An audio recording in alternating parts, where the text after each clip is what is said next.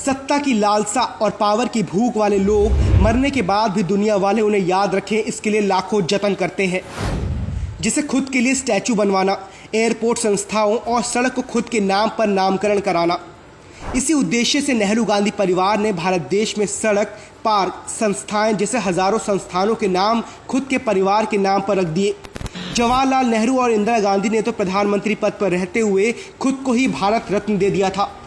आज हम आपको गांधी परिवार के एक ऐसे रहस्य के बारे में बताएंगे जो आपने पहले कभी नहीं सुना होगा। पूर्व प्रधानमंत्री इंदिरा गांधी ने तो एक कदम आगे चलकर टाइम कैप्सूल का इस्तेमाल किया। आइए जानते हैं टाइम कैप्सूल होता क्या है। टाइम कैप्सूल एक कंटेनर की तरह होता है। इसे विशेष सामग्री से बनाया जाता है जिसमें किसी भी परिस्थिति में किसी भी तरह केमिकल रिएक्शन नहीं होता। जमीन के अंदर गहराई में दबाया जाने वाला टाइम कैप्सूल हर तरह के मौसम और हर तरह की परिस्थिति का सामना करने में सक्षम होता है। टाइम कैप्सूल के जरिए नेहरू गांधी परिवार का महिमा मंडन।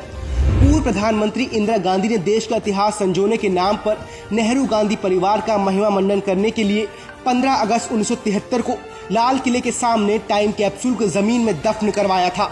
आपातकाल में इंदिरा गांधी की मनमानी। 1975 में इंदिरा गांधी की मनमानी ढंग से देश में आपातकाल घोषित करने के बाद विपक्ष और मीडिया कर्मियों को जेल में डाल दिया गया।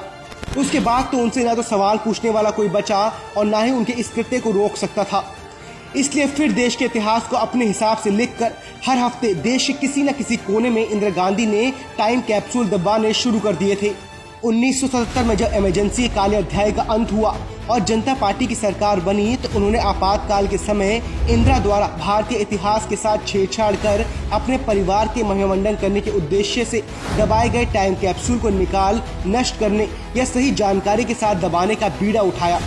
1973 में लाल किले के सामने दबाए गए टाइम कैप्सूल को निकाल लिया गया, मगर जल्द ही जनता पार्टी की सरकार गिरने के बाद उन दस्तावेजों को नष्ट कर दिया गया जिनमें देश भर में इंदिरा द्वारा दबाए गए टाइम कैप्सूल का रिकॉर्ड था। पूर्व प्रधानमंत्री अटल बिहारी वाजपेयी जी ने टाइम कैप्सूल की जानकारी और दस्तावेजों को देश के सामने उजागर करने का मुद्दा लोकसभा में उठाया था, मगर इसमें कांग्रेस ने अपनी कोई जिम्मेदारी उठाना जरूरी नहीं समझा। अब भविष्य में हजारों साल बाद जब भी वो टाइम कैप्सूल किसी इतिहासकार के हाथ लगेंगे तो वो मुख्य रूप से नेहरू गांधी परिवार के महिमा मंडन के इर्द गिर्द केंद्रित भारत के विकृत इतिहास से पूरी तरह गुमराह हो सकते हैं। इससे ये साफ होता है कि इंदिरा गांधी चाहती थी कि देश का इतिहास और भविष्य उनके काले कारनामों को याद ना रखे, लेकिन सच कितना भी छुपाओ बाहर आ ही जाता है।